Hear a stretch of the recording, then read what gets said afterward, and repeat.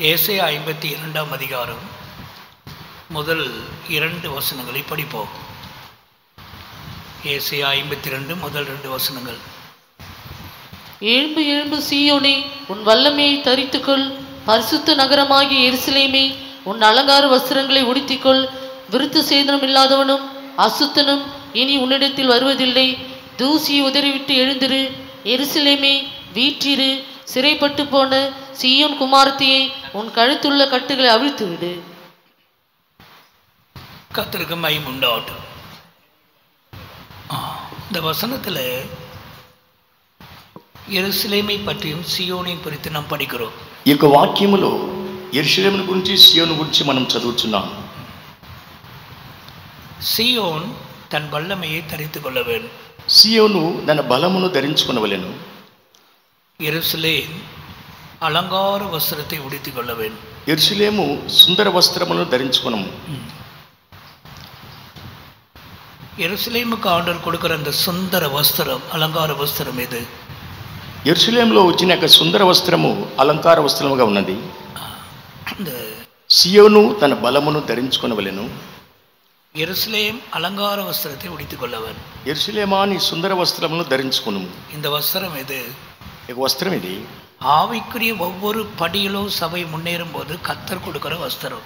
ఆత్మీయ ప్రకారముగా సంఘములు ఒక్కొక్క మెట్టుగా ఎదిగినప్పుడు ప్రభువు ఇచ్చే ఒక వస్త్రము. உதாரணமா ரட்சிப்பில் எடுத்துக்கொள்ளுங்களேன். ఉదాహరణ రక్షణ తీసుకునేదేమో.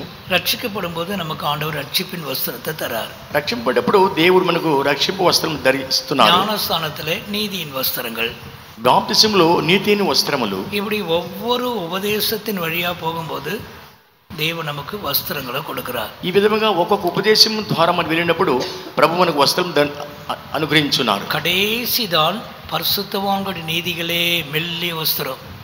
చివరగా పరిశుద్ధుల యొక్క నీతి వస్త్రములే సన్నని వస్త్రములు. நாம் சந்தோஷப்பட்டு கலிகுற கடவோம், ஆட்டுக்குட்டியானுடைய கல்யாணம் வந்தது.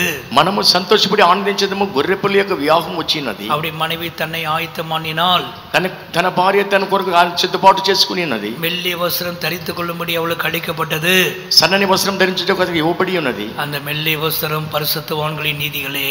ఆ యొక్క సన్నని వస్త్రములు పరిశుద్ధులకు నీతే. அது கடைசியில தரிச்சு கொள்ற வஸ்திரம். ఇవన్నీ కూడా చివరిగా ధరించుకునే వస్త్రములు. கர்த்தருக்கு ஸ்தோத்திரம். దేవునికి స్తోత్రం. ஆனா அந்த வஸ்திரத்தில் தான் தூசிகள் இருக்கிறதாக எழுதப்பட்டிருக்கிறது. ఆయా వస్త్రములో ధూళి ఉన్నట్లుగా మనం చదువుతున్నాము. எனவேதான் தூசியை உதறிவிடு. அதன் மீது தூசினை దులుపుకొల్లెమ్ము. இதுதான் இன்னைக்கு நான் சில காரியங்கள் உங்களோடு பகிர்ந்து கொள்ள விரும்புகிறேன். ఈ కార్యములో కొన్ని కాల్మిత నేను పంచుకొని పోచున్నాను. இந்த వస్త్రத்துல தூசி படிந்தால் அவ்வளவா தெரியாது. ఈ వస్త్రములో దూసి ఉన్నట్లయితే అంతగా మనకు తెలియదు. ஆனா தூசி இல்லைன்னு சொல்ல முடியாது. అయితే దూసి లేదని చెప్పలేదు. நீங்க இந்த கேம்பஸ்க்கு வரது, அங்கிருந்து இங்க நடந்து வரதுக்குள்ள இது எல்லாமே மண்ணா தானே இருக்கு. இங்க நடந்து வரும்போதே இந்த ட்ரெஸ்ல தூசி படியும். మనం ఆ చివరి నుంచి చివరికి వచ్చేంత వరకు మనకు వస్త్రములకి అలాగ దుమ్ము అలాగ వచ్చున్నది. பெங்களூர் சென்ட்ரல்ல சண்டூர்னு ஒரு ஊர் இருக்கு. బెంగళూరు సెంటర్లో సందూర్ని ఒక ఊరు ఉన్నది. நகேஷ், நீ போயிருக்கியா? இந்த சண்டூர்ல தான் இரும்பு கோர் எடுக்கிற, அதாவது இரும்பு தாது பொருட்கள் வெட்டி எடுக்கிற மலைகள். అదే ఇనుపు యొక్క వాటిని కూడా నరుకుటే ఒక కొండగా ఉన్నది. மலை முழுவதும் இரும்பா தான் இருக்கும். కొండ అంతా కూడా ఇనుములుగానే ఉండును. లారీகளில் வெட்டி எடுப்பாங்க. లారీ వాళ్ళు నరికి తీసేదారు. அங்க நமக்கு ஒரு ஃபெய்த்தம் இருக்கு. అయితే మనకు ఒక ఫెయితం ఉన్నది. అక్కడ அங்க இருக்கிற ஊழியக்காலுக்கு படாத கஷ்டம் இந்த ட்ரெஸ்ல தான். అక్కడ ఉన్న సేవకులు కూడా పడని కష్టములు వస్త్రములలో. எப்படி இருந்தாலும் இரும்பு தாது உள்ள வந்துடும். ఎలాగైనా కూడా ఆ యొక్క ఇనుప దూసి లోపలికి వచ్చును. அப்போ அந்த ட்ரெஸ் எல்லாம் ஒரு மாதிரி டஸ்டா இருக்கும். ఆ యొక్క వస్త్రములను కూడా మురికిగా మారుచున్నవి. கண்ணுக்கு தெரியாத சில தூசிகள், కంటికి తెలియనటువంటి ఒక దుమ్ము. ஆனால் தான் பைபிள்ல சொல்லப்பட்டிருக்கு, எருசலேமே உன் தூசியை உதறி விட்டு நீ எழுந்துரு. అయితే బైబిల్ చెప్పబడింది, యెరూషలేమా నీ యొక్క దూసిని వదిలిపెట్టి లెమ్మని. கர்த்தருக்கு ஸ்தோத்திரம். దేవునికి స్తోత్రం. இந்த தூசி எங்கே இருக்கும்? ఈ యొక్క దుమ్ము ఎక్కడ ఉండును? அது ரொம்ப பெருசா ஒன்று பெரிய ஒரு கல்லு மாதிரியோ அல்லது ஒரு பெரிய பாறை மாதிரியோ இருக்காது. అది గొప్పగా ఒక రాయి మీదనో అలాగే గొప్పగా ఉండదు. என் ட்ரெஸ்ல தூசி படிஞ்சிருக்கிறது எனக்கே தெரியாது. నా వస్త్రములు దూసి ఉంటుందని చెప్పి నాకే తెలియదు. எனக்கே தெரியாது. నాకే తెలియదు. அதுபோல சில காரியங்கள் நம்முடைய ஆத்மாவிலே, இந்த ஆவிக்குரிய வாழ்க்கையில அவைகள் படிந்திருக்கலாம். కొన్ని సమయంలో మన ఆత్మీయ కార్యములు, మన ఆత్మీయ సంబంధమైన కార్యములు అవి ఆ యొక్క దూసి ఉండవచ్చును. இதைத்தான் ஆண்டவர் சொல்றாரு, நீ உதறி விட்டு எழுந்துரு. అందుకని ప్రభు చెప్తున్నాడు, అది తీసేసి లెమ్ము. முதலாவதாக வஸ்திரத்தில் படிந்த தூசி. మొట్టమొదటిగా వస్త్రంలో ఉన్నటువంటి దుమ్ము. கர்த்தருக்கு மகிமை உண்டாகட்டும். దేవునికి మహిమ కలుగును గాక. இந்த வஸ்திரங்கள் கரைப்பட்டு போகக்கூடாது. ఈ యొక్క వస్త్రములు అపవిత్రమైపోకూడదు. வஸ்திரம் என்று சொல்லுகிறது சுபாவங்களை காண்பிக்கிறது. వస్త్రం అనగా స్వభావములను చూపించున్నది. நமக்கெல்லாம் நல்ல சுபாவங்கள் இருக்கு, நல்லதுதான். మనకంటే మంచి స్వభావాలు ఇవన్నీ కూడా మంచివే. உதாரணமா அன்பை எடுத்துக்கொள்ளுங்களேன். ఉదాహరణగా ప్రేమను తీసుకునేదము. அன்பு ஒரு நல்ல சுபாவம் தான். ప్రేమ ఒక మంచి స్వభావము. அது ஒரு வஸ்திரம் தான். అది ఒక వస్త్రమే. ஆனா அதுல சில வேளையிலே தூசிகள் படியும். అయితే ఆ విధముగా వాళ్ళు కూడా దూసి వచ్చున్నది. எனவேதான் எபேசியர்ல படிக்கிறோம், அன்பிலே பரிசுத்தம் உள்ளவர்களா நாம் இருக்கணும். అందుకనే ఎఫెసీయులో చదువుతున్నాం, ప్రేమలో మనం పరిశుద్ధులుగా ఉండమని. அன்பு நல்லதுதான். ప్రేమ మంచిదే. பரிசுத்தம் இல்லாத அன்பு நரகத்துல கொண்டு போய் விட்டுடும். పరిశుద్ధము లేని యొక్క ప్రేమ నరకములోకి తీసుకుని చేర్చును. ஒருவருக்கொருவர் நேசிங்க, நல்லதுதான். ఒకరొకరు ప్రేమించుకునేది మంచిదే. சபையின் வரும்போது நம்ம எல்லாரும் நேசிக்கணும் தான். సంఘంకి వచ్చినప్పుడు మనందరం ప్రేమించుకునవలెను. ஆனா அந்த அன்பில பரிசுத்தம் இருக்கணும். ఆ యొక్క ప్రేమలో పరిశుద్ధం ఉండవలెను. பரிசுத்தம் இல்லாத அன்பு பெரிய தோல்வியை கொண்டு வந்து விட்டுடும். పరిశుద్ధం లేని యొక్క ప్రేమ గొప్ప అపజయముని తీసుకుని వచ్చును. சகோதரர்கள் சகோதரிகளோடு பேசும் பொழுது, సహోదరులు సహోదరులు మాట్లాడుతున్నప్పుడు, சகோதரிமார்கள் சகோதரர்களோடு பேசும் பொழுது, సహోదరులు సహోదరులతో మాట్లాడినప్పుడు, வாலிப பிள்ளைகள் ஒருவருக்கொருவர் பேசும் பொழுது, యవనస్తుల పిల్లలు ఒకరితో ఒకరు మాట్లాడినప్పుడు, உடைய వస్త్రங்களிலே தூசி படியக்கூடாது. మీకు వస్త్రములు ఆ యొక్క దుమ్ము పడకూడదు. கர்த்தருக்கு மகிமை உண்டாகட்டும். దేవునికి మహిమ కలుగుగా. அந்த அன்பிலே ஒரு பரிசுத்த கேடு வரக்கூடாது. ఆ యొక్క ప్రేమలో ఒక పరిశుద్ధమైన కార్యము ఉండకూడదు. ஒரு சகோதரி ஒரு சொப்பனம் கண்டார்கள். ఒక సహోదరి స్వప్నం చూసి ఉన్నది. இந்த சொப்பனத்துல ஒரு கிண்ணத்துல பால் இருக்கு.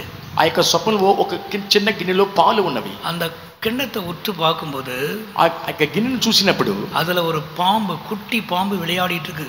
దాంట్లో ఒక చిన్న పాము పిల్ల ఆడుకొనిచున్నది. இந்த சொப்பனத்தை கண்டு சொன்னார்கள், అది వాళ్ళకి స్వప్నం చూసి చెప్పి ఉన్నాడు, இதை நானும் எனக்காக எடுத்துக்கொண்டேன். ఇది ఈ యొక్క స్వప్నం నా కొరకు నేను తీసుకుని அந்த ఉన్నాను. அர்த்தம் என்ன? దానికి అర్థం ఏమిటి? கிண்ணத்தில் இருக்கிற பால் பரிசுத்தம். అయితే గిన్నెలో ఉన్న పాలు పరిశుద్ధము. அந்த பரிசுத்தத்துக்குள்ள ஒரு பாம்பு இருக்கு. ఆ పరిశుద్ధంలో ఒక పాము ఉన్నది. பரிசுத்தத்துக்குள்ளவே மறைஞ்சிருக்கிற சில பாவங்கள். పరిశుద్ధములో కొన్ని పాపములు మరుగై ఉన్న పాపములు. ரொம்ப கவனமா இருக்க வேணும். అందుకే చాలా గమనంగా ఉండాలి. கர்த்தருக்கு மகிமை உண்டாகட்டும். దేవునికి మహిమ కలుగును గాక. சிலர் கன்வென்ஷனுக்கு போனாங்க. కొంతమంది కన్వెన్షన్ పిలుచున్నారు. அங்க போய் சில எல்லாம் பொருட்களை வாங்கிட்டு வந்தாங்க. కొన్ని వస్తువులు వారు తీసుకుని వచ్చున్నారు. எனக்கும் ஒன்று கொடுத்தாங்க, నాకు కూడా తీసుకున్నారు.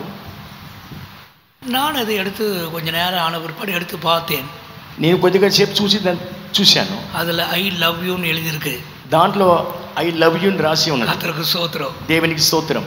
எனக்கு மாதிரி ஒரு gift தான் பாஸ்டரும் கொடுத்தாங்க. అలాగే బహుమతి పాస్టర్ గారు కూడా ఇచ్చి ఉన్నారు. நானும் சரி அவருக்கு என்ன கொடுத்தாங்க பார்க்கலான்னு அந்த gift போய் பார்த்தேன்.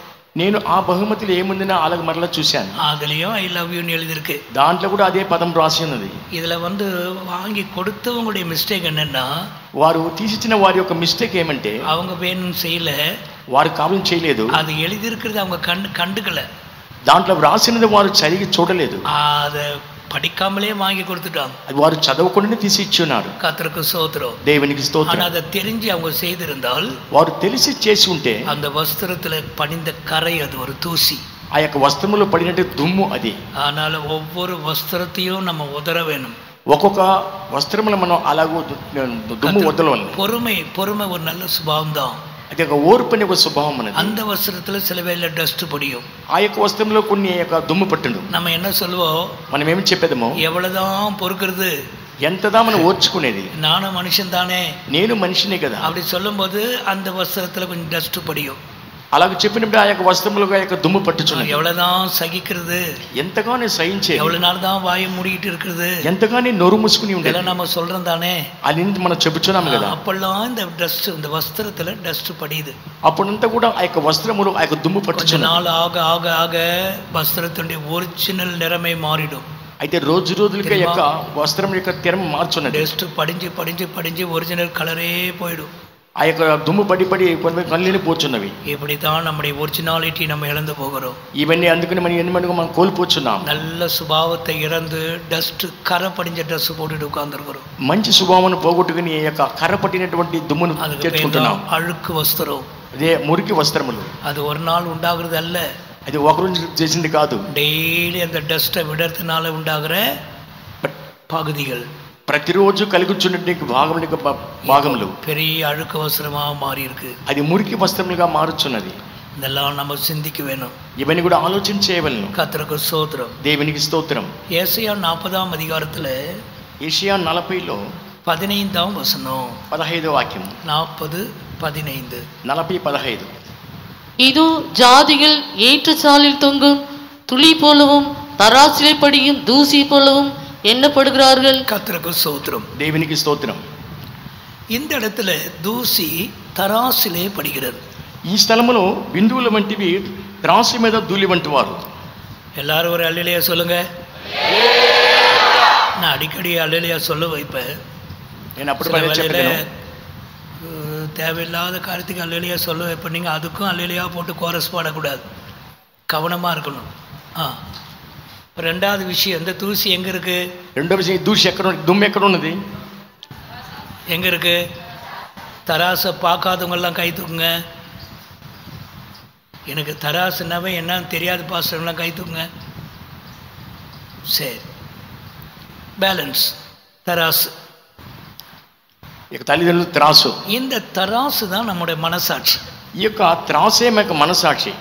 இந்த மனசாட்சி தராசு மாதிரி இருக்கணும். ఈ యొక్క మనసాక్షి త్రాసు மாதிரி ఉండవలెను. சில வேளையில் அப்படியே தராசு நிற்கும்போது அப்படி நாட்டிக்கிட்டு நிற்கும். త్రాసు అలాగ కొద్ది ఉన్నప్పుడు అలాగ ఒక పక్కగా ఒరుగుచున్నది. மனசாட்சியில் உண்டான குளறுபடிகள் தான். అది మనసాక్షి కలిగి గొడుగు పట్టుకున్నట్టాం. சிலருக்கு நல்ல மனசாட்சி இல்லை. కొంతమంది మంచి మనసాక్షి లేదు. மனசாட்சியில சூடுண்டவளா இருப்பாங்க. మనసాక్షిలో ఏమి లేకుండా ఉన్నారు. தங்களுடைய மனசாட்சி கெடுத்து கொள்வாங்க. వారు మనసాక్షి చెడుపుకొనుచున్నారు. யாருக்கு அந்த கிடைக்கும்? யாருடைய மனசாட்சி அப்படி இருக்கும்? ఎవరు మనసాక్షి అలాగుండును? துணிகரமான பாவங்களிலே ஈடுபடுகிறவங்க. వారు తెగపడి చేసే పాపల నిమిత్తమై கர்த்தருக்கு மகிமை உண்டாகட்டும். దేవునికి మహిమ కలుగుగాక. தீமன்னு தெரிஞ்ச பிற்பாடும், ఇవన్నీ తెలిసిన తరువాత, அது பாவம் தெரிஞ்ச பிற்பாடும், అది పాపమని తెలిసిన తరువాత, பாவத்தை செய்யும் பொழுதுதான் உன்னுடைய மனசாட்சியில நீ கெட்டு போகிறாய். అదే పాపం తెలిసి చేసినప్పుడు నీ యొక్క మనసాక్షి చెడుపుకుంటున్నావు. அது ஆரம்பத்தில் ஒரு தூசி போலதான் இருக்கும். అది ఆరంభంలో దూసి వచ్చేట్టుగా ఉండును. அது பெருக பெருக பெருக பெருக மனசாட்சி கெட்டு போகும். అది చాలా పెరిగి పెరిగి మనసాక్షి చెడుపుచున్నది. எனவேதான் இந்த மனசாட்சி அசூசிப்படக்கூடாது. అందుకే నీ యొక్క మనసాక్షిలో అశుభ్రం కాకూడదు. சுத்தமான மனசாட்சி நமக்கு தேவை. శుభ్రమైనటువంటి మనసాక్షి మనకు కావాలి. దైవத்தை ఆరాధిப்பதற்கு சுத்த மனசாட்சி தேவை. దేవుని ఆరాధించుటకు శుభ్రమైన మనసాక్షి కావాలి. உங்களுடைய மனசாட்சியில் நீங்க சுத்தமா இருக்கிறீங்களா? మీ మనసాక్షి మీరు శుభ్రంగా ఉన్నారా? உங்களுடைய மனசு ஏதாவது பாதிக்கிறதா? మీ యొక్క మనసాక్షిని బాధించున్నదా? கர்த்தருக்கு மகிமை உண்டாகட்டும். దేవునికి మహిమ కలుగుగాక. அப்படி என்றால் துரிதமாக நீங்கள் செயல்பட வேண்டும்.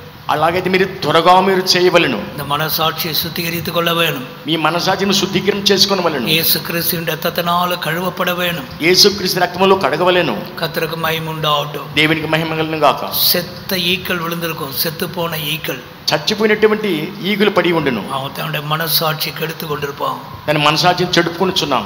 அவங்களை நடத்துறதே ரொம்ப கஷ்டம் தெரியுமா? వారు నడిపించుటే చాలా కష్టం. மனசாட்சி கெடுத்து கொண்ட விசுவாசிகளையோ ஊழியக்காரர்களையோ நடத்துவது ரொம்ப கஷ்டம். మనసాక్షిని చెడుపుకునే విశ్వాసంలో సేవకుల్లో వారిని నడిపించడం చాలా కష్టము. வீடுகளிலே சிலர் இருப்பாங்க. వారి ఇళ్ళలో కొంతమంది ఉండేవారు. మనసాட்சி கெடுத்துக்கொண்ட சகோதரிமார்கள், మనసాక్షి చెడుపుకునే సహోదరులు, మనసాட்சி கெடுத்துக்கொண்ட சகோதரர்கள், మనసాక్షి చెడుపుకునే సహోదరులు, வேசித்தன விபச்சார பாவத்தில் சிக்கிக் கொண்டவர்கள், వేషితన వ్యభిచార పాపంలో చిక్కబడిన వారు, அவங்க ஒரு காலம் சந்தோஷமா இருக்க முடியாது. వారు ఒక కాలంలో సంతోషంగా ఉండలేరు. வாழ்க்கை కసపా இருக்கும். వారి జీవితమే చేదుగా ఉండును. உற்சாகத்தை இழந்து போவாங்க. ఉత్సాహం పోగొట్టుకుని ఉన్నారు. தாவீதின் சங்கீதத்தை வாசித்து பாருங்க. దావీదు కీర్తన మనం చదివి చూసేదేమో. அவன் நல்ல ஆவி இழந்து போனான். మనకు మంచి ఆత్మను పోగొట్టుకుని ఉన్నాడు. சுத்த మనసాட்சி இழந்து போனான். శుద్ధ మనసాక్షి కూడా పోయి ఉన్నది. உற்சாகமான ஆவி இழந்து போனான். ఉత్సాహమైన ఆత్మను పోగొట్టుకుని ఉన్నాడు. பிசாசு சிலர் இந்த குழிகளை தள்ள பார்க்கிறான். అపవాది కొంతమంది వాటిలో త్రోయి చూస్తున్నాడు. அருமையான தேவனுடைய பிள்ளைகளே, ప్రియమైన దేవుని బిడ్డలారా, இந்த మనసాட்சியில ஒரு டஸ்ட் கூட படியாம காத்துக்கொள்ளுங்க. మీ మనసాక్షిలో ఒక చిన్న ఒక ధూళి కూడా లేకుండా కాపాడుకోండి. எப்போதும் మనసాட்சி சுத்தமா வைத்துக் கொள்ளணும். ఎల్లప్పుడు మనసాక్షి శుభ్రంగా పెట్టుకునుడి. அதுல தூசி எல்லாம் படிஞ்சு போனா கஷ்டம். దాంట్లో దూసి ఉన్నట్లయితే చాలా కష్టము. దైవத்துக்கு మహిమ ఉండాలి. దేవునికి మహిమ కలుగును గాక. లూకా సువిశేషం 9వ అధికారం, లూకా 9వ అధ్యాయము 5వ వచనం. 5వ వచనము. லூக்கா 9:5. உங்களை ஏற்றுக்கொள்ளாதவர்களோ அவர்களுடைய ஊரை விட்டு நீங்கள் புறப்படும் போது அவர்களுக்கு சாட்சியாக உங்கள் கால்களில் படிந்த தூசியை உதறி போடுங்கள் என்றார். உங்கள் கால்களில் படிந்த தூசியை உதறி போடுங்கள். మీ పాదములు దులిపివేయడం వారితో చెప్పాను. அப்போஸ்தலர் 13ஆம் அதிகாரம் 51ஆம் வசனத்தில் கூட படிக்கிறோம். అపోస్తలు 13:52. இந்த தூசி எங்கே படிக்கிற தூசி? ఈ యొక్క దుమ్ము ఎక్కడ పడుచున్నది? எங்கே? கால்களில் படிந்த தூசி. ఇది పాదముల మీద పడ్డ. எல்லாம் ஒரு அல்லேலூயா சொல்லுங்க. சில இந்த கூட்டங்களுக்கு வரும்பொழுது கூட இந்த கால் கருப்பு கருப்பா இருக்கும். என்னத்தெல்லாம் மிதிச்சுட்டு வருவாங்களே தெரியாது. பாருங்க, கொஞ்சம் செக் பண்ணி பாருங்க. எல்லாம் சின்ன சின்ன ஆப்ரேஷன் தான், அந்தந்த நேரத்தில் பண்ணிடணும். அங்கிட்டு நடந்து இங்கே நடந்து அங்கே நடந்து காலும் கழுவாமல் ஒன்றும் கழுவாமல் அப்படி கருப்பாக வந்து காலை வச்சுட்டு உட்காந்துருப்பாங்க. அல்லேலூயா. எதுக்கு அல்லேலூயா போட்டீங்க? இப்போ தானே சொன்னேன். என் ரூமுக்கு பசங்க வந்தானுங்கன்னா அந்த காலை பார்த்தனாவே அது அருவருப்பாக இருக்கும். போங்கடா வெளியேண்டு, போடா போய் கழுவிட்டு ஓடான்னு சொல்லுங்க.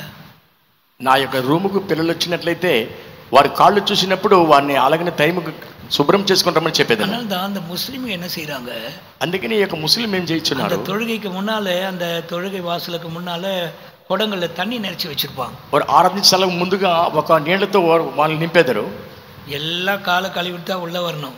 అందరూ కాళ్ళు కొడుకుని లోపలికి రావాలి. கர்த்தருக்கு ஸ்தோத்திரம், దేవునికి స్తోత్రం. இது அங்கத்தையும் மிரிச்சுக்கிட்டு எல்லாத்தையும் மிரிச்சுக்கிட்டு இங்க வந்து உட்கார்ந்துட்டு என்ன கஷ்டம்? అన్ని అక్కడక్కడ తొక్కేసి ఇక్కడికి వచ్చి ఏం కష్టం? நான் சொல்றதுனால நீங்க துக்கப்பட வேண்டாம். నేను చెప్పిన నిమిత్తం మీరు దుఃఖపడవద్దు. சில ரூமுக்கு வந்து போனாலே ஒரு 10 நிமிஷம் அந்த நாத்து அவங்களுடைய நாத்து ரூம்ல இருக்கும். కొంతమంది రూమ్ சரியா குளிக்கிறது கிடையாது. వారు సరిగ్గా స్నానం చేయటం లేదు. ஒரு நாளைக்கு 2 முறையாவது நல்லா குளிங்க. ఒక రోజుకు 2 సార్లు స్నానం చేయుడి. கர்த்தருக்கு ஸ்தோத்திரம், దేవునికి స్తోత్రం. விசேஷமா இந்த மாதிரி கும்பல்ல உட்காரும் பொழுது துர்நாற்றத்தோடு சிலர் உகந்து மூக்க சுளிக்க வேண்டியிருக்கும். சிலர் உட்காரும்போது ఇలా గుంపుగా எல்லாரும் எல்லா நேரத்திலும் சொல்ல முடியாது. சப்ஜெக்ட் வரும்போது சொல்லிட வேண்டியதுதான். ఇవన్నీ అన్ని సమయంలో చెప్పలేము, సత్యం వచ్చినప్పుడు చెప్పవలను. என் ரூமுக்கு அப்படி பசங்க வந்தாங்கன்னா நான் ரொம்ப சிரமப்பட்டு தயவுசெய்து தம்பி நீங்கள் போயிடுங்கன்னு சொல்லுவேன். నా రూముకు పిల్లలు వస్తే శ్రమపడి దయచేసి మీరు పుణ్యం చెప్పేదాను. சகிக்க முடியாது, సహించలేను. கர்த்தருக்கு ஸ்தோத்திரம், దేవునికి స్తోత్రం.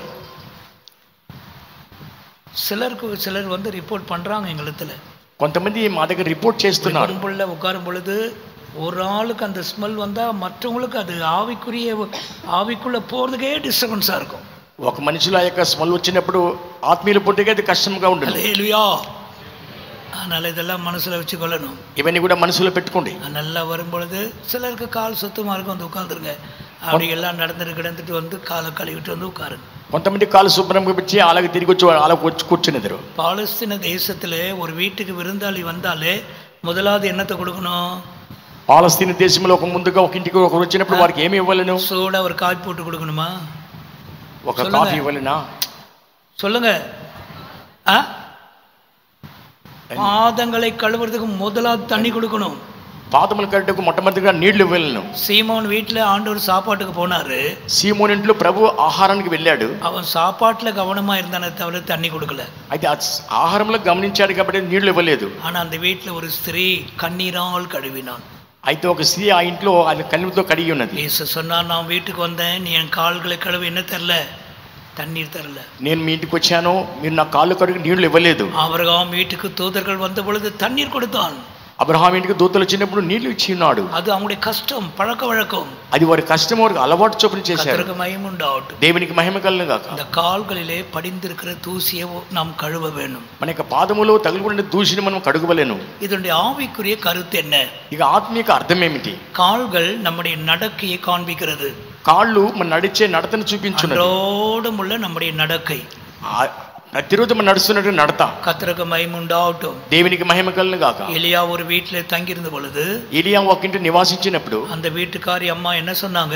ఆ ఇంటికి అమ్మగారు ఏం చెప్పారు? இதோ அடிக்கடி வந்து போகிறதான இவர் பரிசுத்தவான் என்று காண்கிறேன். ఈయన అప్పుడప్పుడు మా ఇంటికి వచ్చి నిమిత్తమై ఆయన పరిస్థితులను చెప్పుచున్నాను. கர்த்தருக்கு ஸ்தோத்திரம். దేవునికి స్తోత్రం. அதான் நம்முடைய சாட்சி. ఇదే మన సాక్షి. இந்த மனுஷன் ஒரு பரிசுத்தவான். ఇతని మనిషి ఒక పరిశుద్ధుడు. இந்த மனுஷி இந்த சகோதரி ஒரு பரிசுத்தவாட்டி. ఈ మనిషి యొక్క సహోదరుడు పరిశుద్ధుడు. கர்த்தருக்கு மகிமை உண்டாகட்டும். దేవునికి మహిమ కలుగును గాక. நம்முடைய சாட்சியா இருக்கணும். ఇదే మన సాక్షిగా ఉండవలెను. உங்கள் நடக்கைகள் எல்லாவற்றிலும் பரிசுத்தராயிருங்க. మీ ప్రవర్తనలు అన్నిటిలో కూడా పరిశుద్ధులుగా ఉండుడి. சில வேளை இந்த நடக்கையில சில பரிசுத்த கேடுகள் வரும். వాళ్ళు కొంతమంది నడిచేటప్పుడు వారికి పరిశుద్ధమైన అలవాటు వచ్చును. தேவையில்லாத வீடுகளுக்கு போவாங்க. అవసరం లేని కానీ వారు వెళ్ళేదారు. தேவையில்லாத இடத்துக்கு போகிறது. ఇష్టం లేని స్థలానికి వెళ్తున్నారు. தங்களுடைய நடக்கையை கரைப்படுத்திக் கொள்வது. వారి ప్రవర్తనలు అపవిత్రపరచుకుంటున్నారు. கர்த்தருக்கு மகிமை உண்டாகட்டும். దేవునికి మహిమ కలుగును గాక. துன்மார்க்குடைய ஆலோசனையில் நடக்காதே.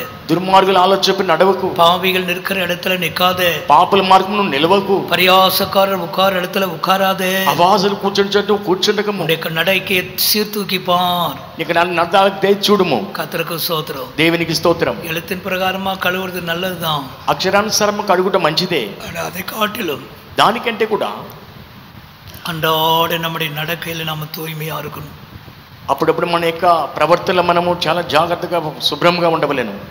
தூசி வெளியே தெரியாது. దూసి వచ్చింది తెలియదు. சில வேளையில எங்கேயாவது போயிட்டு காது குத்துறதுக்கு போவாங்க. காது குத்துறது ఎక్కడ కొన్ని సమయంలో వారు చెవులు కుట్టుటకు వెళ్ళుచున్నారు. எங்கேயாவது ஒரு ஃபங்க்ஷன் போயிட்டு வருவாங்க. ఎక్కడైనా ఒక ఫంక్షన్కి వెళ్ళి వస్తున్నారు. சொல்றதும் கிடையாது, ஒன்றும் கிடையாது. చెప్పుట లేదు, ఏమీ లేదు. வந்துட்டு ஒரு பாடு பாஸ் ஒரு மாதிரி தலை வலிக்குது பாஸ்ன்னுவாங்க. వచ్చిన తర్వాత పాస్టర్ గారు తల నొప్పిగా ఉన్నదని చెప్పేదారు. நல்லா தானே இருந்தது, ஏன் வலிக்குது? మంచి ఉంటే ఏమి అలవాటు. அப்போதான் லேசா சொல்லுவோம், பாஸ்டர் அங்கே போயிருந்தேன் பாஸ்டர். అప్పుడే చెప్తాను మెల్లగా, పాస్టర్ అక్కడికి వెళ్ళి ఉన్నాను. உன் நடக்கையில டஸ்ட் ஒட்டிக்கிடுச்சு இல்லையா? నీకు నడతలో ఆ యొక్క ధూళి అంటుకున్నది కదా. அந்த ப்ரோக்ராம் எல்லாம் என்ன ஆவிக்குரிய கூட்டம் அது? అది ఆత్మీయ ప్రోగ్రామ్ కూటం. అది எல்லாம் பாவத்தில் செய்யப்படுகிற நிகழ்ச்சிகள். అన్ని పాపంలో చేయించిన కార్యక్రమాలు. அங்க போய் சிலர் சிக்கி கொள்ளுறது. అక్కడ పోయి కొంతమంది చిక్కుపడుచున్నారు. பேய் பிடிச்சி திரும்பி வராங்க தெரியுமா? వారు అపవాది పట్టుకుని మరలా వచ్చున్నారు. அங்க இருக்கிற ஆவிகள் எல்லாம் இவங்க மேல ஏறி கடைசியில் இவங்க பேயோட திரும்பி வருவாங்க. అక్కడ ఆత్మలన్నీ కూడా వీరి మీద ఎక్కువ వారు ఆ యొక్క దుష్టాత్మ వచ్చున్నారు. நடக்கைகளில் இருக்கிறதான தூசி, ప్రవర్తనలో ఉండే ధూళి. வீடுகளில் கூட ரொம்ப கவனமா நடக்க வேணும். ఇంట్లో కూడా మనము జాగ్రత్తగా నడవలను. ஒரு புருஷன் என்ற ஸ்தானத்துல நீ எப்படி நடக்கிறாய்? ఒక పురుషుని స్థానంలో ఎలా నడుస్తున్నావు? ஒரு மனைவி என்ற ஸ்தானத்துல உன்னுடைய நடக்கை என்ன? ఒక భార్య అనే స్థానంలో నీ యొక్క నడత ఏమిటి? ஒரு தகப்பன் என்ற ஸ்தானத்துல உன்னுடைய நடக்கை என்ன? ఒక తండ్రి అనే స్థానంలో నీ యొక్క నడత ఏమిటి? ஒரு தாய் என்ற ஸ்தானத்துல உன்னுடைய நடக்கை என்ன? ఒక తల్లి అనే స్థానంలో నీ యొక్క నడత ఏమిటి? பாதங்களில் இருக்கிற கால்களில் இருக்கிற தூசியை உதறி விட வேணும். నీ పాదములో కాళ్ళలో ఉన్న దూసిని వాళ్ళకు దులుపుకొనుము. கர்த்தருக்கு மகிமை உண்டாகட்டும். దేవునికి మహిమ కలుగును గాక. கையில கூட சில பேர்ல ஒட்டிக்கிட்டு இருக்குமா? చేతులు కూడా అంటుకుని ఉన్నాం. யோபின் புஸ்தகம் 31:7 ఏబు 31:7 என்னுடைய கைகளில யாதொரு மாசு ஒட்டி கொண்டது உண்டானால். మీ యొక్క చేతుల్లో అలాగూ படிங்க 31:7. 31:7 என் நடைகள் வழியை விட்டு விலகினதும் என் இருதயம் என் கண்களை பின்தொடர்ந்ததும் ஏதாகில ஒரு மாசு என் கைகளில் ஒட்டி கொண்டதும் உண்டானால். ஏதாகில ஒரு மாசு ஒரு தூசி என் கைகளில ஒட்டி கொண்டது உண்டானால். ఏదైనా ఒక మాల్యం నా యొక్క చేతులు అంటుకున్నట్లయితే கர்த்தருக்கு ஸ்தோத்திரம். దేవునికి స్తోత్రం. அது நம்முடைய கிரியைகளை காண்பிக்கிறது. ఇది మన క్రియలను చూపించున్నది. சுத்த கிரியைகள் உள்ளவளா இருக்கணும். శుభ్రమైన క్రియలు గలవారుగా ఉండవలేను. ஏதாவது தப்பான காரியங்களை செய்தால், ఏదైనా తప్పైన కార్యములు చేసినట్లయితే அதுல ஒரு ஒரு ஒரு అழுக்கு வந்து ஒட்டிக்கொள்ளும். దాంట్లో ఒక చిన్న మురికి వచ్చి అంటుకును. தூசி ஒட்டிக்கொள்ளும். అది దుమ్ము అలాగ అంటుకును. கர்த்தருக்கு மகிமை உண்டாகட்டும். దేవునికి మహిమ కలుగును గాక. சமீபத்துல ஒரு காரியத்தை கேள்விப்பட்டேன். సమీపంలో ఒక కార్యం విని ఉన్నాను. இந்த கொரோனா டைம்ல அடிக்கடி கை கழுவு சொல்றாங்க இல்லையா? ఈ కరోనా టైంలో అప్పుడప్పుడు చేతులు కడుగమని చెప్పి ఉన్నారు కదా. విజ్ఞాన రీతిలో என்ன சொல்றாங்க? శాస్త్రీయ రీతిలో ఏం చెప్తున్నారు? நல்ல ஒரு என்ன சொல்றது, ஹேண்ட் வாஷ் போட்டு கை கழுவுனா, మంచిగా హ్యాండ్ వాష్ చేసి చేతులు కడుక్కున్నట్లయితే ஒரு முறை கை கழுவுனா 25,000 கிருமிகள் கையிலிருந்து போகுமா? ఒకసారి చేతులు కడుక్కుంటే 25,000 క్రిమిలు చేతుల నుంచి వెళ్ళొచ్చు. கிருமிகள் இந்த கையில் இருக்கு. అంత క్రిమిలు మన చేతిలో ఉన్నాయి. கையை கூட சுத்தமா வச்சிருக்கணும். చేతులు కూడా శుభ్రంగా పెట్టుకోవాలి. மறுபடியும் கொரோனா வேகமா பரவுதுன்னு சொல்றாங்க. అది అదే వేగంగా కరోనా వస్తుందని చెప్తున్నారు. సౌత్ல ஒரு டெத், இன்னைக்கு கொரோனா டெத் స్టార్ట్ ఆயிருకు. సౌత్ లో కూడా ఒక డెత్ అయిపోయింది, కరోనా డెత్. கர்த்தருக்கு மகிமை உண்டாகட்டும். దేవునికి మహిమ కలుగును గాక. நம்ம எழுத்தின் பிரகாரமாவும் கையை கழுவணும். అక్షరానుసారంగా చేతులు కడుక్కోవాలి. இந்த கைகளில எந்த தீங்கு செய்யக்கூடாது. ఈ చేతిలో ఏ కీడు మనం చేయకూడదు. கர்த்தருக்கு மகிமை உண்டாகட்டும். దేవునికి మహిమ కలుగును గాక. கைகளை சுத்தமா வச்சுக்கொள்ளணும். ఈ యొక్క చేతులను చాలా శుభ్రంగా పెట్టుకొనవలెను. தெய்வத்துக்கு மகிமை உண்டாகட்டும். దేవునికి మహిమ కలుగును గాక. ஒரு நாள் ஒரு ட்ரெயின் பிரயாணம் தான் நினைக்கிறேன். ஒரு ஒரு ஒரு ஆள், ஒரு பெண் பிள்ளை தான் நினைக்கிறேன். அவள் செல்போன் வச்சுட்டு இந்த கட்டவரில் பட்டன் அழுத்துறா. கட்டவரில் அப்படியே ஆப்ரேட் பண்ணுறா. ఒక ట్రైన్ ప్రయాణంలో కూడా ఒక అమ్మాయి సెల్ ఫోన్ పెట్టుకుంటే ఈ యొక్క చేతుల తాళ్ళు నొక్కుచూ ఉన్నది. தூரத்திலிருந்து பார்க்கும்போது இந்த கட்டவரில் வலு சர்ப்பத்தின் தலை மாதிரி எனக்கு தெரியுது. దూరం నుండి చూసినప్పుడు ఆ యొక్క బొటిని వేలు ఘట సర్పం వలె ఉన్నది. என்னெல்லாம் பிரிண்ட் பண்றாங்களோ தெரியாது. ఎట్లనో ఆలో చేస్తున్నారు తెలియట్లేదు. கைகளால் செய்கிற பாவங்கள், ఈ చేతుల ద్వారా చేసే పాపములు. தப்பா ஒரு SMS அனுப்பினால், SMS குறுஞ்செய்தி SMS పంపి ఉన్నారు, தப்பாக நீ அதனை செய்தால், తప్పుగా నువ్వు చేసినట్లయితే உன்னுடைய விரல்களில் மாசு படியும்.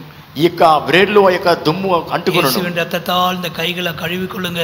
యేసు రక్తంతో ఈ చేతులు కడుక్కునుడి. கைகளிலே மாசு படிந்து நம் கர்த்தருக்கு முன்னால் எப்படி போய் நிற்பது? ఈ యొక్క చేతుల మీద మాలిన్యం ఉన్నప్పుడు దేవునికి ఎలా మనం నిలబడేది? సింహాసనத்துக்கு முன்பாக இவர்கள் மாசு இல்லாதவர்கள், సింహాసనం ముందుగా వీరు ఏ యొక్క కర్ర తెర లేని వారు. கைகளை சுத்தமா வச்சுக்கொள்ளுங்க.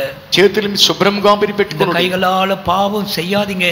ఈ చేతుల ద్వారా పాపం చేయకూడదు. பாவம் செய்கிற கைகள் அல்ல, ఇది పాపం చేసే చేతులు కాదు. இது இயேசுவின் ரத்தத்தால் கழுவப்பட்ட விரல்கள். యేసు రక్తంతో కడిగినబడి వేర్లు. கர்த்தருக்கு மகிமை உண்டாகட்டும். దేవునికి మహిమ కలుగును గాక. யோபு சொல்றான், என் கைகளிலே யாதொரு மாசு உண்டானால், యోబు చెప్తున్నాడు, నా యొక్క చేతిలో ఏ యొక్క ధూళి దుమ్ము లేదు. எல்லா தூசி எல்லாம் உதறி தள்ளுங்க. నా దూసి దుమ్మంతా కూడా నేను అలాగ తీసివేసి ఉన్నాను. கர்த்தருக்கு ஸ்தோத்திரம். దేవునికి స్తోత్రం. லூக்கா சுவிசேஷம் 10ஆம் அதிகாரம் లూకా 10:11 வசனம். 11వ వాక్యము. லூக்கா 10:11. யாதொரு பட்டணத்தில் நீங்கள் பிரவேசிக்கும் பொழுது ஜனங்கள் உங்களை ஏற்றுக்கொள்ளாவிட்டால் அதன் வீதிகளிலே நீங்கள் போய் எங்களில் ஒட்டின உங்கள் பட்டணத்தின் தூசியையும் உங்களுக்கு விரோதமாய் துடைத்து போடுகிறோம். ஆயினும் தேவனுடைய ராஜ்யம் உங்களுக்கு சமீபமாக வந்திருக்கிறது என்பதை அறிந்து கொள்வீர்களாக என்று சொல்லுங்கள். இது எங்கே உள்ள தூசி? ఇది ఎక్కడికి వచ్చిన యొక్క దుమ్ము? சத்தமா தான் சொல்லுங்களேன். இந்த தூசிக்கு பேர் என்ன? ஷர்மா நகரின் தூசி. ఈ యొక్క దుమ్ముకు శర్మా అనే దుమ్ము అని పేరు. கெல்லிஸின் தூசி, కెల్లీస్ యొక్క దుమ్ము, பெரம்பூர் தூசி, పెరంబూర్ యొక్క దుమ్ము, அடையார் தூசி. అడయారు దుమ్ము. ஒவ்வொரு பட்டணத்துக்குன்னு சில தூசிகள் இருக்கு. ఒక్కొక్క పట్టణానికి ఒక్కొక్క దుమ్ము ఉన్నది. கர்த்தருக்கு ஸ்தோத்திரம். దేవునికి స్తోత్రం. இந்த வாரம் ஞாயிற்றுக்கிழமை ஒரு சபைக்கு போயிருந்தேன். ఈ వారం ఆదివారం ఒక సంఘానికి వెళ్ళి ఉన్నాను. அந்த பட்டணத்தில் ஒரு விதமான தூசி. ఆ పట్టణంలో ఈ విధమైన ఒక దుమ్ము. ஏதாவது ஒரு லெட்டர் எழுதிவார் ஒருத்தர். ఏదైనా ఒక లెటర్ రాసేదారు. அதுக்காகத்தான் நான் போயிருந்தேன். అందు నిమిత్తమై వెళ్ళి ఉన్నాను. யார் மேலே எழுதிட்டாருன்னு வச்சுங்களேன். ఎవరి మీద రాశారని తలంచుకునేదేమో. நான் காட்டினேன் முழு சபையை பார்த்து. ஏன்னா அந்த சபையார் பட்டணத்து முழு பேரும் எழுதியிருக்கு. சபையார் நாங்கள் எல்லாரும் இந்த லெட்டர் போடுறோம். எனக்கு ஒன்று, பெரிய பாசுக்கு ஒன்று, சீப் பாசுக்கு ஒன்று. ఆ సంఘం అంతా కూడా అందరం కలిసి రాసి అని చెప్పి పెద్ద పాస్టర్ గారికి నాకు రాసి ఉన్నారు. கூட்டம் முடிச்சுட்டு காட்டினேன். இப்படி ஒரு லெட்டர் வந்திருக்கு, இதற்கு எனக்கு சம்பந்தம் இல்லை, இப்படிலாம் எழுதியிருக்கு. சில காரியங்களை சொல்லிட்டு சம்பந்தம் இல்லைன்றவங்கெல்லாம் கை தூக்குன்னு சொன்னேன். దీనికి ఈ కార్యానికి సంబంధం లేని వారందరూ చేతులెత్తమని చెప్పి ఉన్నాను. எல்லாரும் கை தூக்கிட்டாங்க. అందరూ చేతులు ఎత్తారు. அப்ப யாரு எழுதுంది? అప్పుడు ఎవరు రాసి ఉన్నారు? ஒரே ஒரு ஆள், ఒకే ఒక మనిషి. அவனுக்கு நல்ல புத்தி இருந்தா, మంచి జ్ఞానం ఉన్నట్లయితే தான் பேரை எழுதணும், మంచి రాయవలను. கர்த்தருக்கு ஸ்தோத்திரம். దేవునికి స్తోత్రం. எல்லா விசுவாசிகளையும் அதுல சேர்த்து விட்டாச்சு. అందరి విశ్వాసులు దాంట్లో చేర్చాడు. அது ரெண்டாவது லெட்டர் அங்கிருந்து வருது. రెండోది ఆ లెటర్ ఆడకు వచ్చున్నది. அது அந்த పట్టణத்தின் தூசி. అయ్యా ఆ పట్టణం దుమ్ము.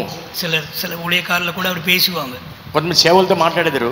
நான் ஒரு சபைக்கு போனேன். నేను ఒక సంఘానికి వెళ్ళాను. அங்க ஒருத்தர் இதே தொழில், அவருக்கு தொழில் அதுதான், லெட்டர் போடுற தொழில் தான். ఆయనకు ఉద్యోగం అదే, లెటర్లు వేసే ఉద్యోగం. இவரை எப்படிரா நம்ம மேற்கொள்ளன்னு யோசிச்சுட்டே இருந்தேன். ఇది ఎట్లా இவர் நமக்கு எழுத போறாரு தெரிஞ்சு போச்சு, நமக்கு ஒரு லெட்டர் போடுவாரு தெரியும், మనము రాయించున్నామని తెలుస్తున్నది. இந்த ஆரம்பத்துல இந்த மீனை பிடிச்சிடணும். ఏలైనా పట్టుకున్న వాళ్ళు. ஆனாலும் ஒரு முக்கியமான பொறுப்பு அவர் கையில கொடுத்தது. ఒక ముఖ్యమైన బాధ్యత అని చెప్పి திருடன் கையிலேயே மணி பர்ஸ் கொடுத்துட்டா சேஃப்டியா வச்சுப்பான்.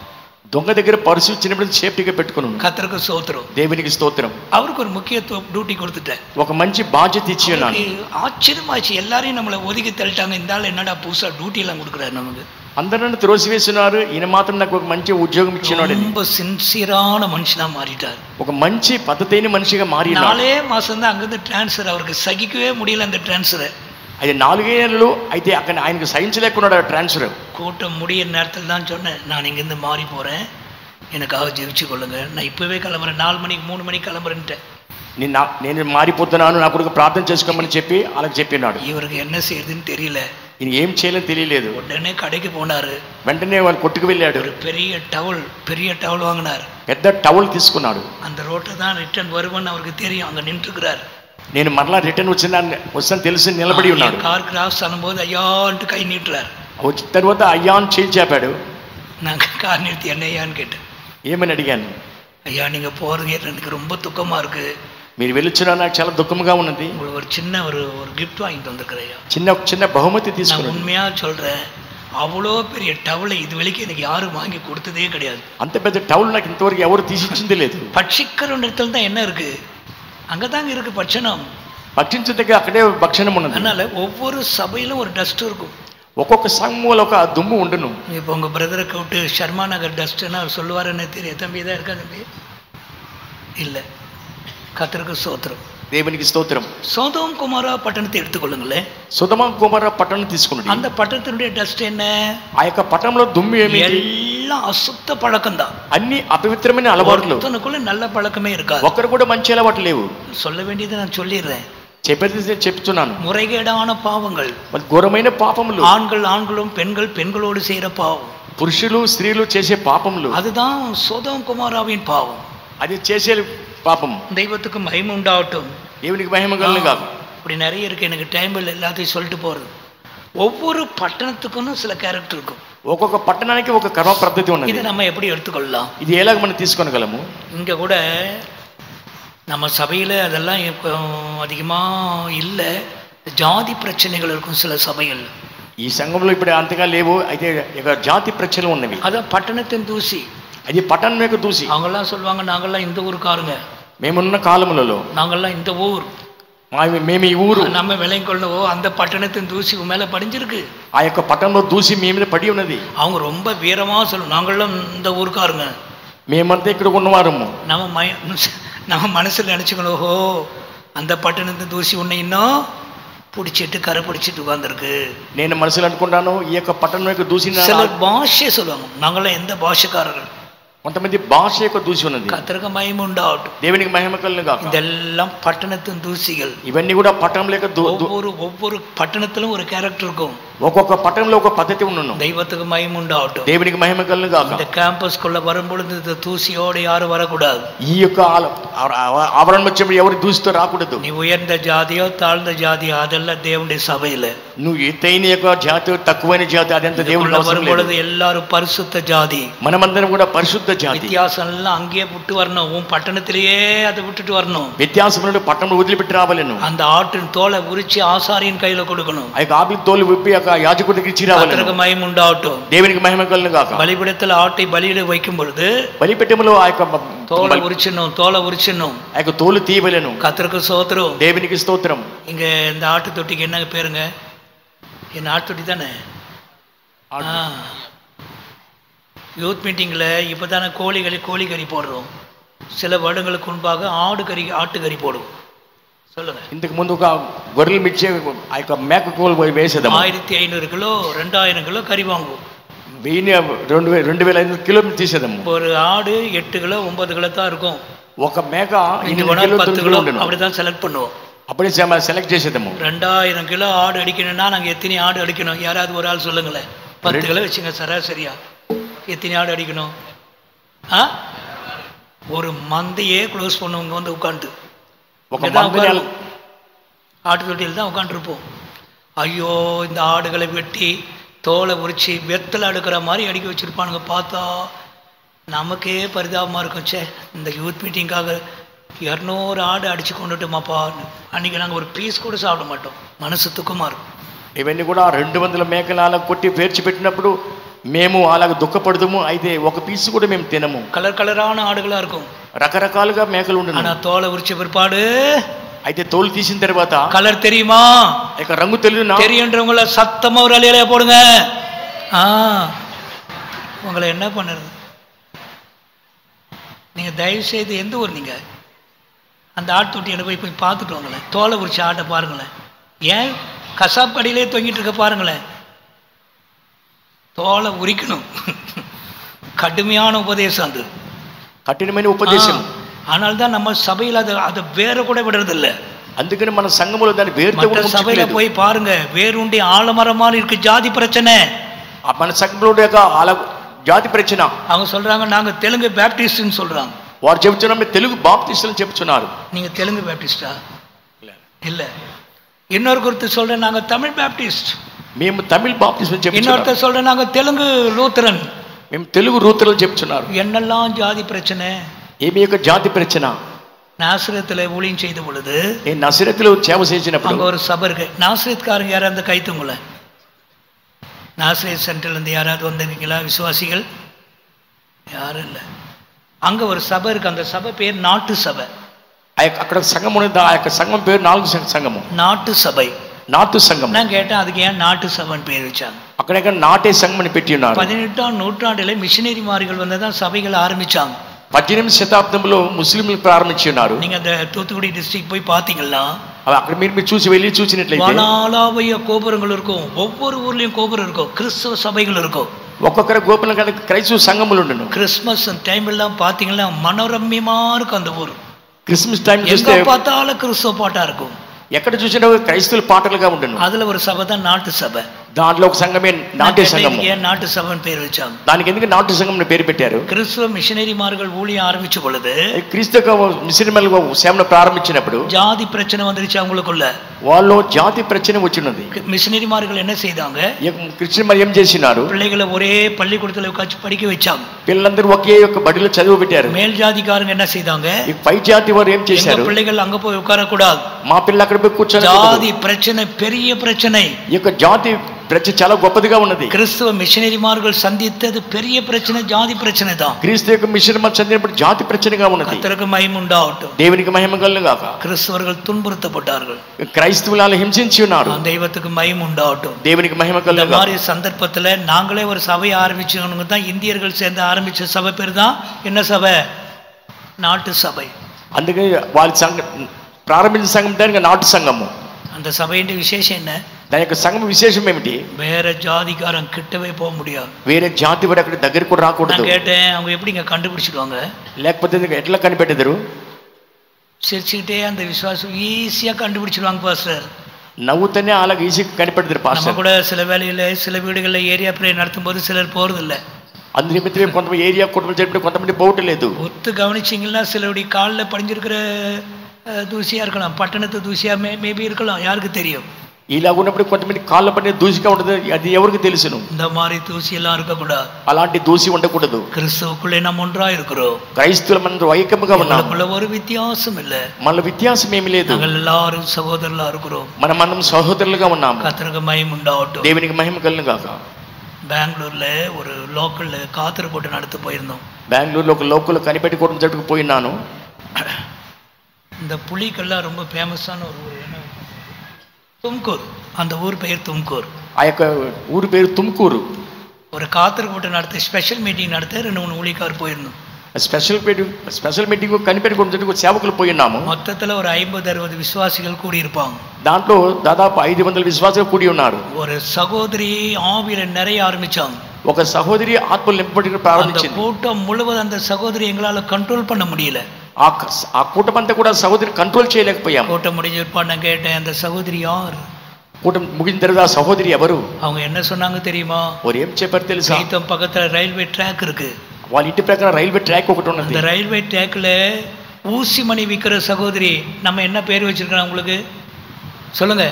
ஊசி மணி விற்கிறவங்களுக்கு பேர் என்ன? குரியக்காரர்கள், நரிக்குறவர்கள், కుదికారు వారు. அந்த వகுப்பை சேர்ந்த ஒரு சகோதரி ரட்சிக்கப்பட்டிருக்கு. అలాంటి ఉన్నవారు జాతిలో రక్షింపబడి ఉన్నారు. ஆவியானவர் அப்படியே இறங்கிட்டார். அன்னைக்கு ఆత్మీయులు దిగి ఉన్నారు. நம்முடைய குடும்பம் எவ்வளவு விசேஷமான குடும்பம். మన కుటుంబం ఎంత విశేషమైన కుటుంబం. எல்லா குறவரும் வரணுங்க. எல்லா குறவரும் இந்த வீட்டுக்குள்ள இருக்கணும். అందరూ కర్వాలను కూడా మనం తీసుకుంటున్నాం. இது பரலோக வீடு. ఇది పరలోకపు ఇల్లు. எல்லாருக்கும் వాசல் திறந்திருக்கு. யார் வேணாலும் வாங்க. అన్ని ద్వారం తెరిచి ఎవరైనా కూడా రావచ్చు. எல்லா జాతిகள உள்ள வாங்க. అంత జాతులు లోపలికి రండి. அப்படிதான் ஆண்டவர் சொன்னார். అదిగే ప్రభు చెప్పారు. அழைக்கப்பட்டவங்க வரல, சாக்கு போக்கு சொல்லிட்டானுங்க. అదే మూసిన వారు సాకు పోకు చెప్పి రాలేదు. அவங்க எல்லாம் இஸ்ரவேலர்கள். వారందరూ కూడా ఇశ్రాయేలీయులు. அவங்களுக்கு தான் அழைப்பு கொடுக்கப்பட்டது. అందుకని వాళ్ళకి పిలిచినారు. அவ யாரும் வரல. అక్కడ ఎవరు రాలేదు. ஆண்டவர் சொல்றாரு அவங்களை விட்டுடு. ప్రభు చెప్పారు వాళ్ళు వదిలిపెట్టి పో. வீதிகளில போ, தெருக்களில போ, சந்துகளில போ, நல்லார் பொல்லார் எல்லாரையும் கூட்டி வந்துட்டார். సంతల్లో వీధుల్లో పోము ప్రతి వారిని అందరూ కూడా వాళ్ళు తీసుకువచ్చి ఉన్నారు. இந்த வார்த்தைக்காக ஒரு அல்லேலூயா சொல்லலாமா? அன்னைக்கு ஆண்டவர் மாத்திரம் சொல்லலைன்னா மேபி நீங்க வந்திருக்கலாம், நான் வர வாய்ப்பே இல்லை. అయితే ఆ రోజు ప్రభు చెప్పుకుంటే మీరు వచ్చి ఉండరు, మేము అలాగే ఉండలేము. வீட்டுல எனக்கு ஒரு இடம் கிடைச்சிருக்கு. దేవుని ఇంట్లో నాకు ఒక స్థలం దొరికినది. ஆனால் தான் பட்டணத்தின் தூசி எல்லாம் உதறணும். అందుకనే పట్టణంలో దూషంతా మనం దులుపుకోలేము. கர்த்தருக்கு மகிமை உண்டாகட்டும். దేవునికి మహిమ కలుగును గాక. இப்படி சில காரியங்களை வேதத்துல படிக்கிறோம். చిన్న కారణం వేదం చదువుచున్నాము. யோபின் புத்தகம் 2ஆம் அதிகாரம் 12ஆம் வசனத்துல. యోబు 2:12లో 2:12 சீக்கிரம். யோபு 2:12. அவர்கள் தூரத்தில் வருகையில் தங்கள் கண்களை ஏறெடுத்து பார்த்தபோது அவனை உரு தெரியாமல் சத்தமிட்டு அழுது அவரவர் தங்கள் சால்வை கிழித்து வானத்தை பார்த்து தங்கள் தலையின் மேல் புழுதியை தூற்றிக்கொண்டு. தங்கள் தலையின் மேல் புழுதி, மற்ற பாஷையில தூசி, புழுதியை போட்டுக்கிட்டாங்களாம். వారు తల మీద ధూళి చల్లుకొని ఎలుగెత్తి ఏడ్చిరి. கர்த்தருக்கு ஸ்தோத்திரம். దేవునికి స్తోత్రం. தலையில் மேல இருக்கிற புழுதி என்ன? తల మీద ఉన్న ధూళి ఏమిటి? இந்த கொசு இருக்கிற இடங்கள்ல பாத்தீங்கன்னா சிலர் வந்து நிற்கும் போது தலையில அப்படியே கொசு சுத்தி சுத்தி வரும். దోమలుండే స్థలం చూసినప్పుడు తల మీద అలాగ தலையில இருக்கிற டஸ்ட், తల మీద ఉండే దుమ్ము. இது என்ன? தலையில் இருக்கிற தூசி என்ன?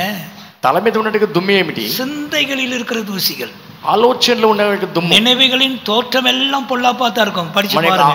మనకి ఆలోచనలు చాలా ఘోరమైనవి, చదివి చూడండి. ஆதியாகமம் 6ஆம் அதிகாரம் 5ஆம் வசனம்.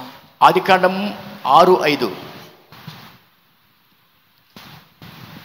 மனுஷனுடைய அக்கிரமம் பூமியிலே பெருகினது என்றும் அவன் இருதயத்தின் நினைவுகளின் தோற்றம் எல்லாம் நித்தமும் பொல்லாதது என்றும் கர்த்தர் கண்டு. நினைவுகளின் தோற்றம் எல்லாம் போல, சிந்திக்க உட்கார்ந்தாலே தப்பு தப்பா தான் இருக்கும். వారి తలంపులని ఊహ అంతా ఎల్లప్పుడూ కేవలం చెడ్డవిదని చూచున్నారు. ஏன் ஜனங்கள் நினைவுகளில தோற்று போறாங்க? ఎందుకు తలంపుల వారికి అలాగ ఉన్నది? అక్రమமான நினைவுகள், అక్రమమైన ఆలోచనలు. கர்த்தருக்கு ஸ்தோத்திரம். దేవునికి స్తోత్రం. கேடான சிந்தனைகள், అవసరం లేని ఊహలు. சிலரை கர்த்தர் கேடான சிந்திக்கு ஒப்பு கொடுத்துட்டார். కొంతమందిని అలాగ ఊహలుగా దేవుడు అప్పగించి ఉన్నాడు. எதுல அது ஸ்டார்ட் ஆகுது தெரியுமா?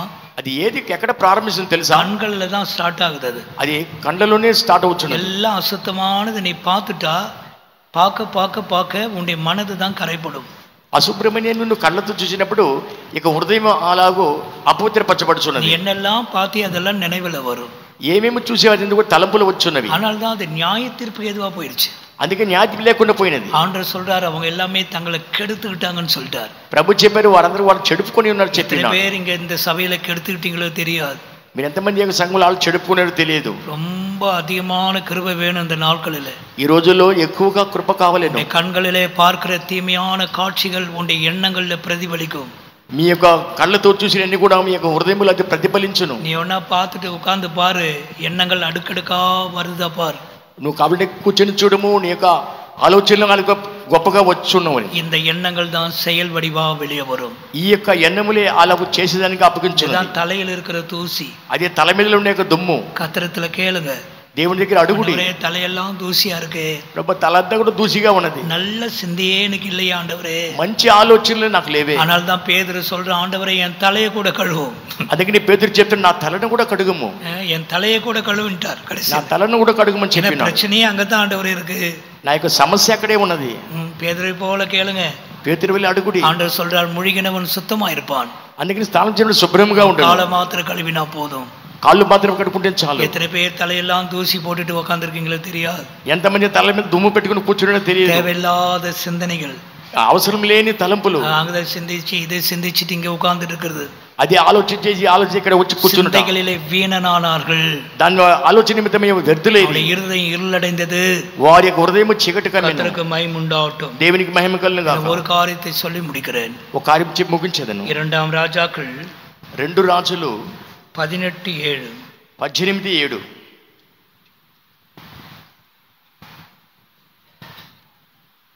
ஆகையால் கர்த்தர் அவனோடு இருந்தார். அவன் போகிற இடம் எங்கும் அவனுக்கு அனுகூலமாயிற்று. அவன் அசிரிய ராஜாவை சேவிக்காமல் அவன் அதிகாரத்தை தள்ளிவிட்டான். 18:7. 13:7 படிங்கள். 13:7 2 King.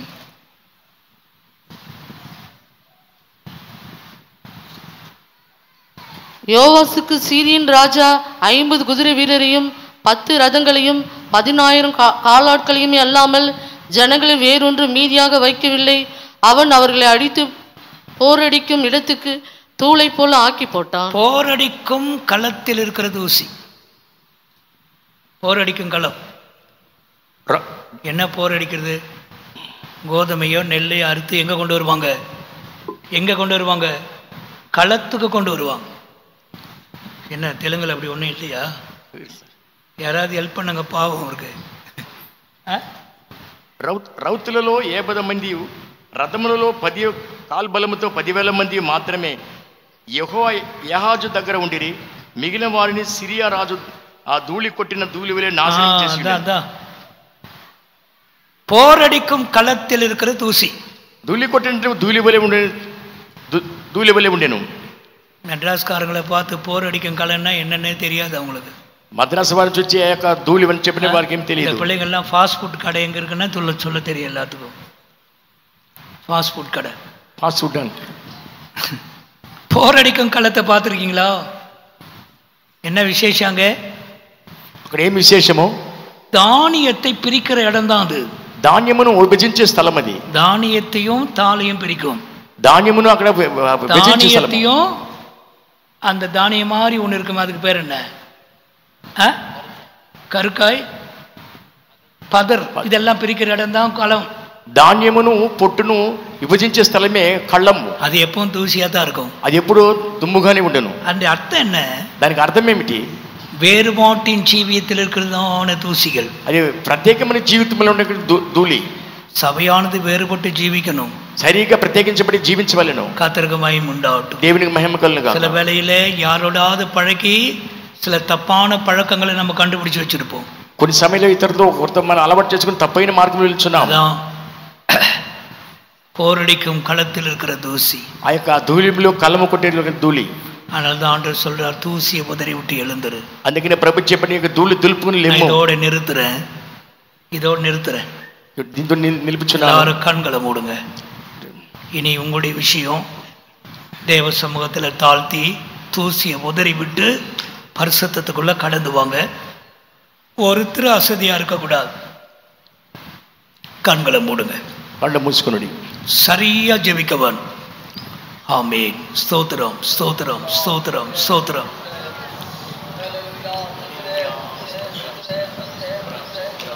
தூசியை உதறி விட்டு எழும்பட்டும் ஆண்டவரே.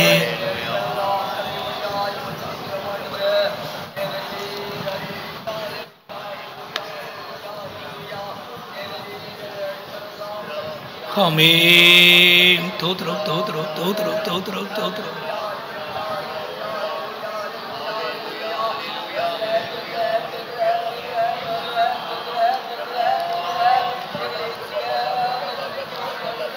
ஆமென்.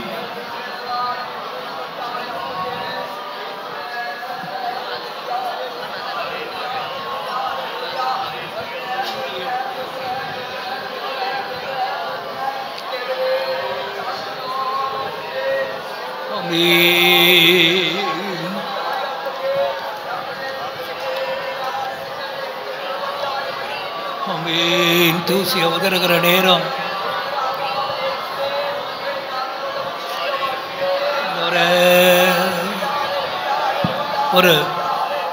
ஒன்று கூட ஒரு காரியத்தை கூட சொல்கிறேன். நம்மளே சில வேளை தூசியை உதறலாம், அது நம்முடைய பகுதி.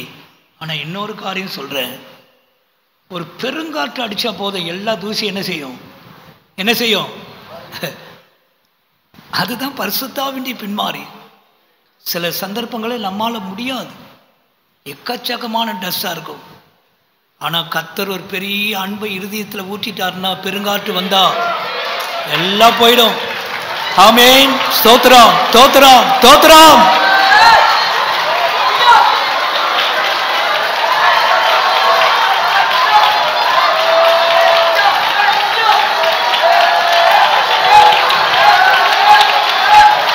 Oh God.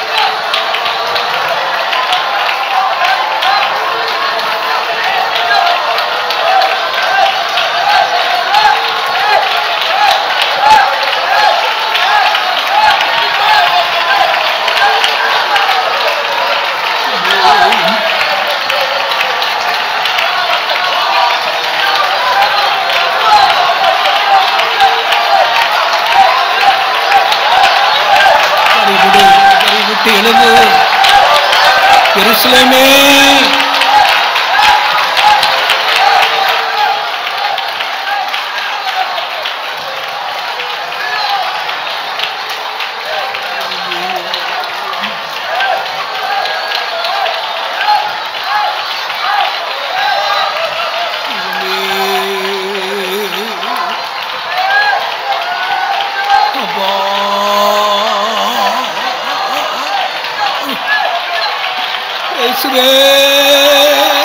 மேல் இருக்கிற தூசி அகற்ற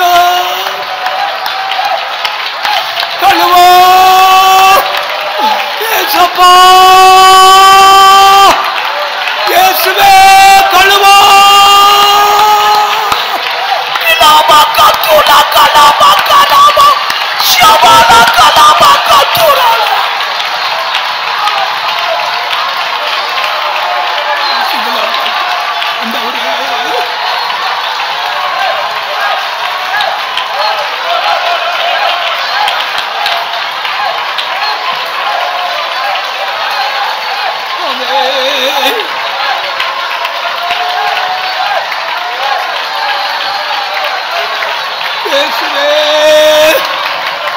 எல்லா தூசிகளை அகற்றும். எங்கள் மேல் படிந்திருக்கிற தூசிகள் இயேசுவே அகலட்டும், அகலட்டும், அகலட்டும். ஆண்டவரே நீக்கும், நீக்கும் ஐயா. கலாமா கலாமா கத்துராலாமா.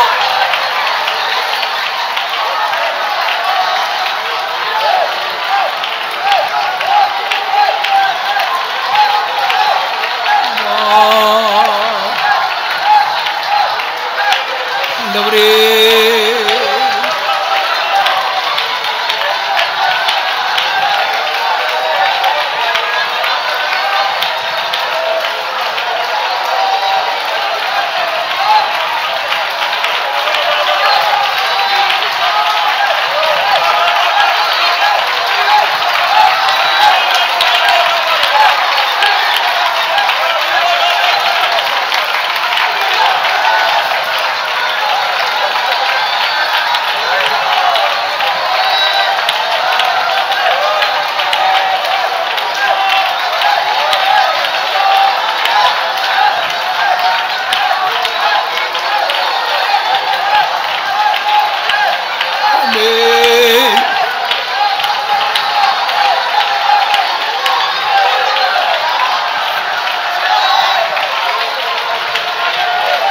அப்பா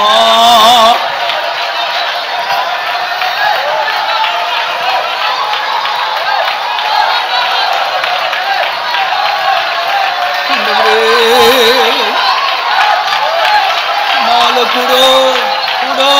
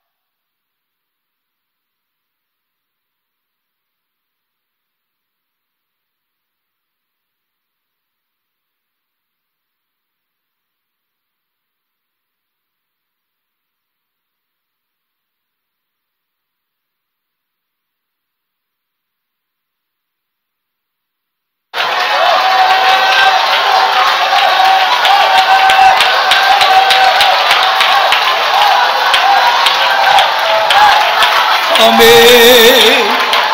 Hallelujah. Hallelujah.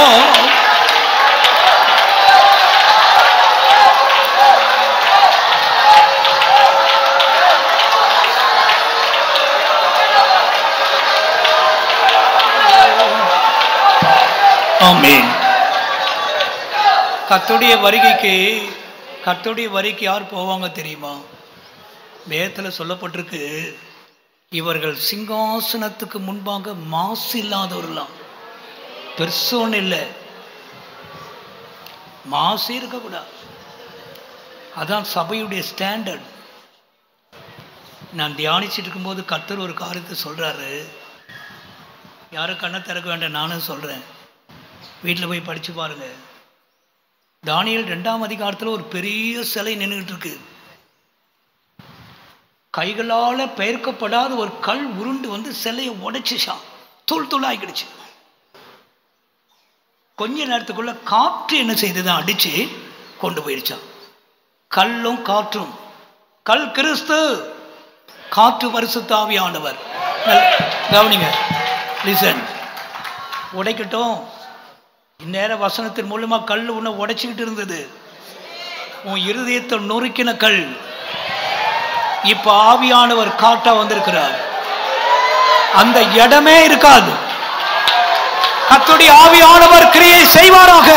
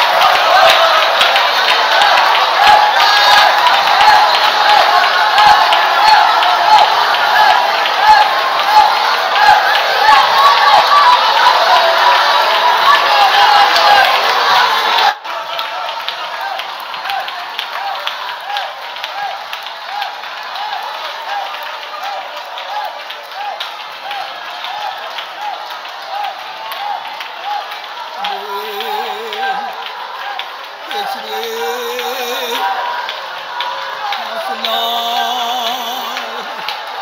மாசுகள் அகற்றப்படவே, தெய்வமே சபையை சுத்திகரிக்கவே, பரிசுத்த ஆவியானவரே எல்லா மாசுகளை எல்லா தூசிகளை பறக்கடிக்கவே, சுழல் காட்டு துள்மை போல மாறவே, ஒரு வல்லமையான அபிஷேகம், ஒரு பரிசுத்த ஆவியின் பின்மாறி அக்கினி அபிஷேகம். ஆமென், ஆமென், ஆமென். ஹல்லேலூயா, ஹல்லேலூயா, ஹல்லேலூயா. அக்கினி, அக்கினி, அக்கினி.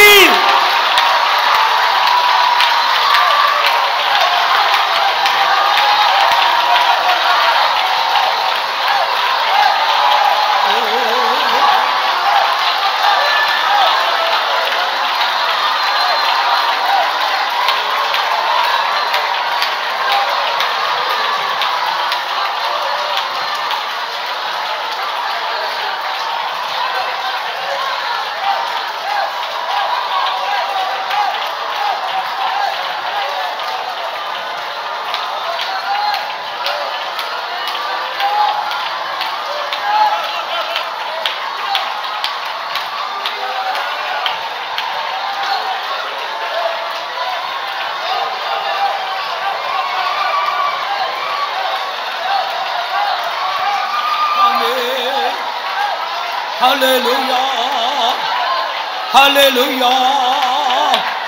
ஆண்டவரே, ஆண்டவரே, ஒரு பலத்த காற்று, ஒரு பலத்த காற்று, பரத்திலிருந்து வருகிற அபிஷேகம், எங்களை சுத்தமாக்கும் அபிஷேகம், எல்லா மாசுகளை நீக்கும் அபிஷேகம்.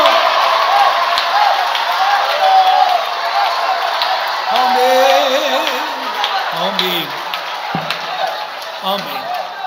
ஹல்லேலூயா. யூதா நிருபக்காரன் ஆண்டவருக்கு ஒரு பேர் வைக்கிறான். கண்ணை திறக்காதீங்க. அவருடைய பேர் என்ன தெரியுமா? வழுவாதபடி உங்களை காக்கவும், மாசு இல்லாதவர்களாய் மகிழ்ச்சியோடு அவருடைய சமூகத்தில் நிறுத்த வல்லவராம். ஆமென். இந்த வசனம் என்ன சொல்ல தெரியுமா? மாசு கூட இருக்கா, டஸ்ட் கூட இருக்கா, பிளேம்லெஸ். என்னை வழுவாமல் காக்கிறவர் அவர்தான். என்னை மாசு இல்லாமல் கொண்டு போய் அவருக்கு முன்னால நிறுத்துகிறவரும் அவர்தான். ஆமென். அந்த நாள் தான் நெருங்கிக்கிட்டு இருக்கு. இன்றைக்கு இரவு கர்த்தர் அநேகரை தொட்டு கொண்டிருக்கிறார். ஒரு வல்லமையான அபிஷேகம், இம்மட்டும் நீ பெற்றுக்கொள்ளாத ஒரு அபிஷேகம். ஆமென். பெற்றுக்கொள், பெற்றுக்கொள்.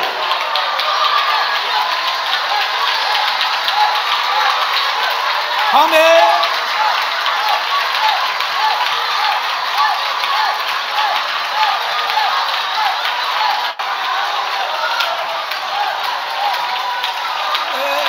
ஆமென். இயேசுவே,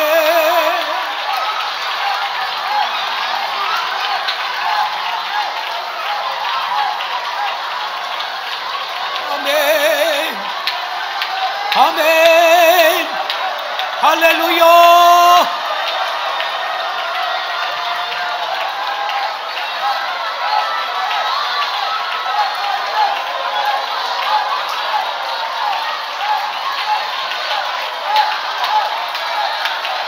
ஆமென், ஆமென், ஆமென், ஆமென். கர்த்தாவே,